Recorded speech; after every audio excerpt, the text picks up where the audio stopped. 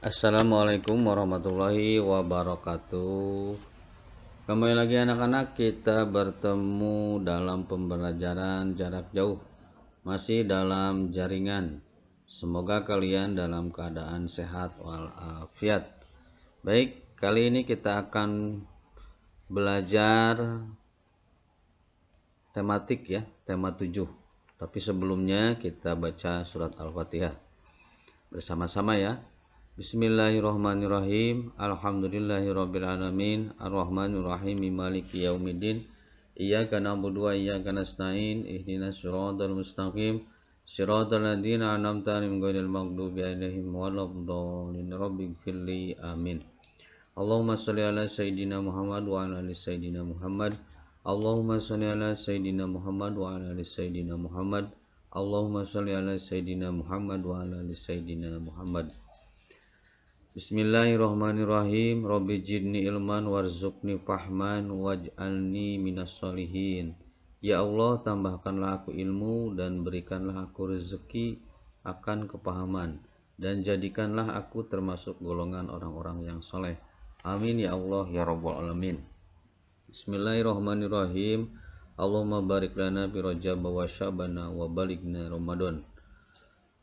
Tetap dalam menjaga kesehatan, perilaku hidup dan bersih harus dibiasakan.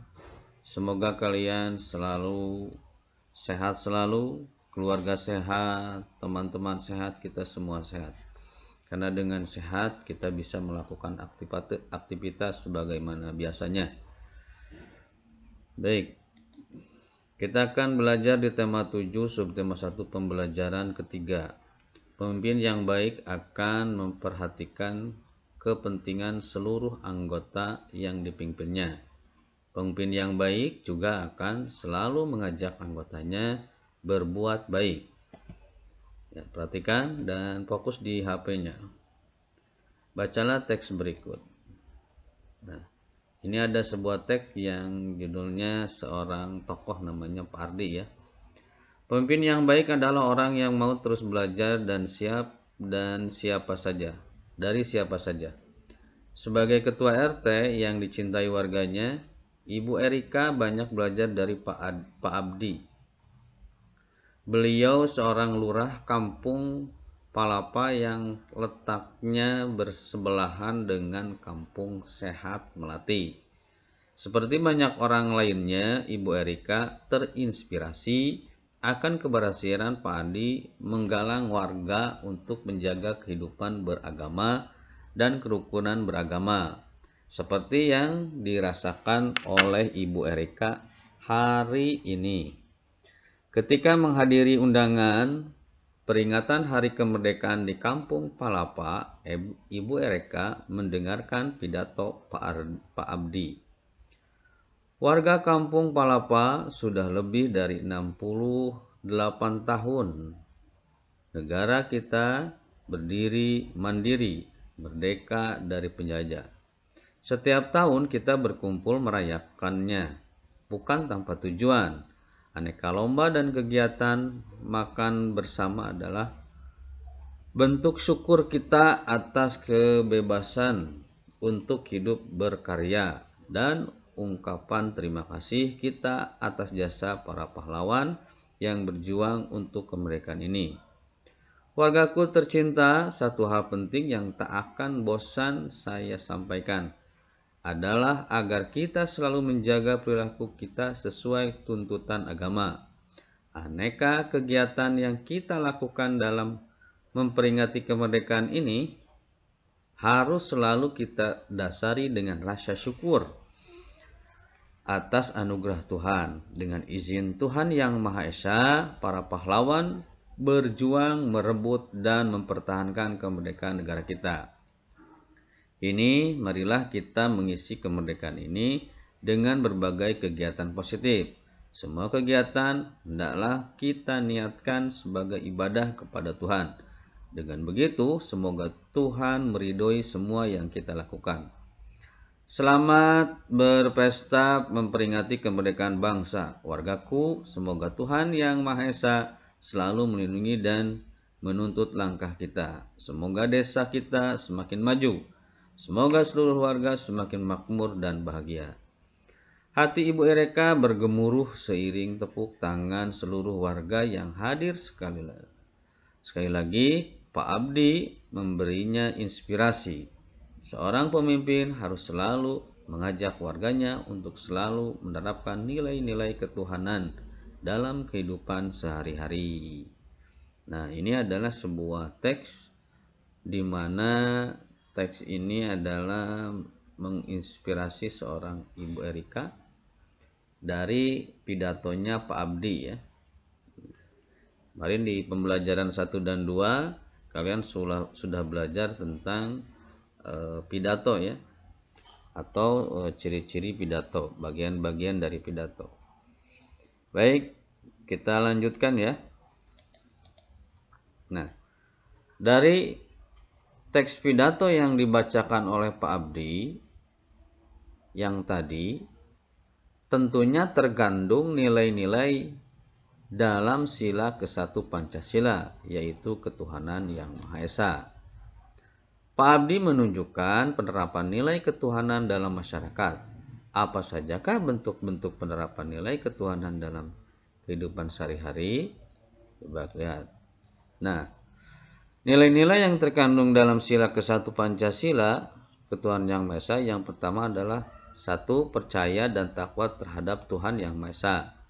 2. Mengembangkan sikap hormat menghormati dan bekerja sama antar pemeluk agama dan penganut kepercayaan yang berbeda-beda terhadap Tuhan yang Maha Esa. Yang ketiga, membina kerukunan hidup di antara sesama umat beragama dan kepercayaan terhadap Tuhan yang Maha Esa. Agama dan kepercayaan terhadap Tuhan yang Maha Esa adalah masalah yang menyangkut hubungan pribadi manusia dengan Tuhan yang Maha Esa. Mengembangkan sikap saling menghormati kebebasan menjalankan ibadah sesuai agama dan kepercayaan masing-masing.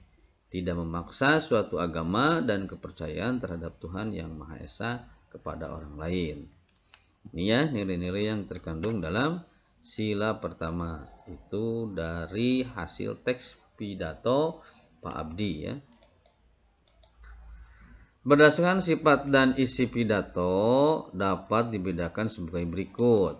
Nah ini ya, kalau tadi pidato yang disampaikan oleh Pak Adi ternyata dari sifat dan isi pidato ini bisa dibedakan. Pertama, pidato pembukaan, yaitu pidato singkat yang dibawakan oleh pembawa acara. Ada pidato pengarahan, yaitu pidato untuk mengarahkan suatu kegiatan. Ada pidato sambutan, yaitu pidato yang disampaikan pada suatu acara, kegiatan, atau peristiwa tertentu yang dapat dilakukan oleh beberapa orang dengan waktu yang terbatas secara bergantian. Pidato peresmian, yaitu pidato yang dilakukan oleh orang yang berpengaruh untuk meresmikan sesuatu. Ada juga pidato laporan, yaitu pidato yang isinya adalah melaporkan suatu tugas atau kegiatan. Ada juga pidato pertanggungjawaban, yaitu pidato yang berisi suatu laporan pertanggungjawaban. Nah, ini adalah salah satu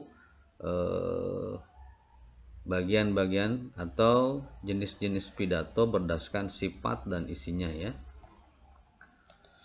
Nah, negara kita menjunjung penerapan nilai ketuhanan. Bagaimana hubungan kita dengan negara lain? Negara kita berperan aktif dalam bekerja sama antar negara, misalnya dengan negara-negara ASEAN. Amatilah peta negara di Asia Tenggara. Ini peta Asia Tenggara. Di sini ada negara Laos, ini yang berwarna kuning sampai sini. Ya bermain ya, ungu ya. Terus ada Vietnam. Ini Kamboja, ada Thailand, ada Myanmar, terus ada negara Malaysia warna hijau dengan yang ini ya, Malaysia. Brunei Darussalam, negaranya kecil. Yang paling kecil adalah negara Singapura, ini yang warna merah. Terus negara Filipina ini yang warna kuning, yang banyak pulaunya. Dan yang ini adalah negara kita, negara tercinta, negara Indonesia, dari Sabang sampai Merauke. Ini ya. Nah, ini dari peta ini perlu kalian pahami mana-mana saja, di mana saja letak negara-negara tetangga, negara-negara kita, negara ASEAN ya. Kalaupun bisa dilihat di Google Map untuk lebih jelasnya, bahkan di Google Map itu kelihatan ibu kotanya, negaranya, kampungnya, bahkan jalan-jalannya sampai detail ya. Kalian bisa buka di HP kalian, itu ada di Google Map ya. Dan kalaupun kalian akan berpergian kemana-mana, itu bisa melihat dari Google Map tersebut. Betapa canggihnya ilmu pengetahuan dan teknologi. Tinggal kita mau untuk belajar menjadi orang yang pandai ya, dengan cara rajin belajar, giat tekun. Kita lanjutkan ya. Nah, wilayah Asia Tenggara kaya akan berbagai sumber daya alam. Sumber daya alam tersebut tersebar di berbagai negara. Sumber daya alam dapat digolongkan menjadi sumber daya alam yang dapat diperbarui dan tidak dapat diperbarui. Berikut ini sumber daya alam yang tersebar di negara-negara Asia Tenggara. Tanah. Ini tanah ya. Sumber daya alam tanah termasuk sumber daya alam yang dapat diperbaharui. Berikut jenis tanah yang banyak terdapat di kawasan Asia Tenggara. Tanah vulkanik merupakan tanah hasil proses vulkanisme Gunung Merapi. Tanah vulkanik bersifat subur sehingga sangat baik untuk pertanian. Tanah jenis ini banyak terdapat di Indonesia, Malaysia, Thailand, dan Myanmar. Tanah aluvial atau endapan merupakan jenis tanah yang telah dibawa dan diendapkan oleh aliran air sungai. Karena subur, tanah jenis ini juga sangat baik untuk pertanian. Tanah aluvial banyak terdapat di daerah lembab atau tepi aliran sungai dan delta. Di kawasan Asia Tenggara, tanah aluvial terdapat di kawasan lembah serta delta di Sungai Nan, Thailand, Sungai Mekong, Myanmar, Thailand, Laos, Kamboja, dan Vietnam. Jadi Sungai Mekong itu mengalir di berbagai negara ya, Myanmar, Thailand, Laos, Kamboja, dan Vietnam. Serta Sungai Bengawan Solo yang ada di Indonesia. Baik, lanjut. Hutan di daerah Asia Tenggara atau flora dan fauna. Hutan termasuk sumber daya alam yang dapat diperbaharui. Kawasan Asia Tenggara beriklim tropis dengan curah hujan yang tinggi. Dengan keadaan tersebut menyebabkan hutan hujan tropis banyak terdapat di kawasan Asia Tenggara. Hutan hujan tropis kaya akan flora dan fauna. Selain itu, hutan menghasilkan banyak sekali manfaat, misalkan menghasilkan kayu, rotan, yang dapat dibuat menjadi berbagai benda kerajinan.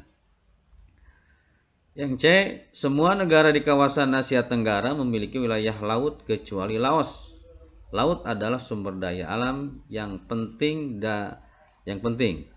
Dari laut diperoleh berbagai manfaat berikut. 1. Sebagai penghasil sumber bahan pangan, ikan, dan hasil laut lainnya. Kedua, sebagai jalur transportasi. Ya, ini. Sebagai objek wisata, bisa. Dari dasar laut sering ditemukan berbagai bahan tambang seperti gas, alam, dan minyak bumi. Yang D, hasil tambang.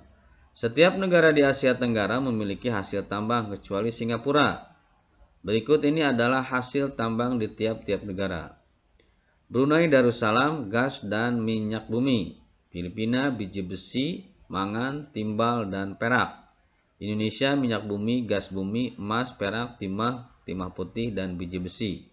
Di Kamboja ada biji besi, mangan, fosfat, dan emas.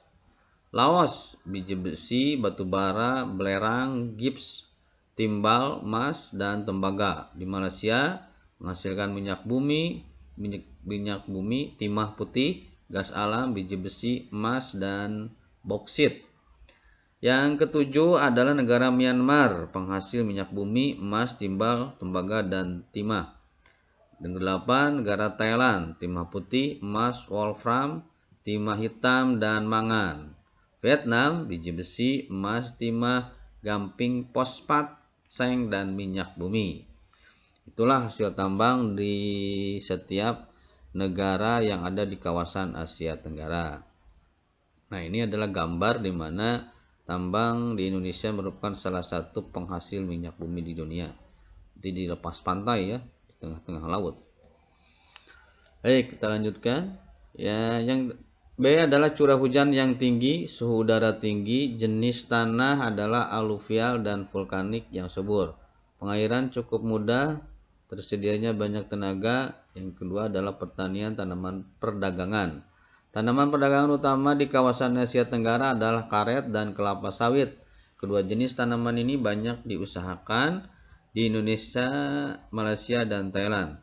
Tanaman perdagangan lain adalah tebu, teh, kelapa, abaka, dan yute.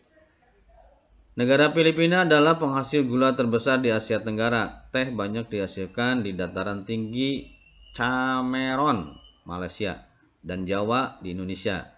Kelapa banyak dihasilkan oleh Filipina dan Indonesia. Filipina menghasilkan abaka dalam jumlah besar di Asia Tenggara. Serat abaka dimanfaatkan untuk membuat tali. Yute tumbuhan subur di muara sungai Irrawaddy, Myanmar. Serta yute digunakan untuk membuat karung goni. Nah, ini di Malaysia ya, merupakan penghasil kelapa sawit terbesar di dunia. Baik.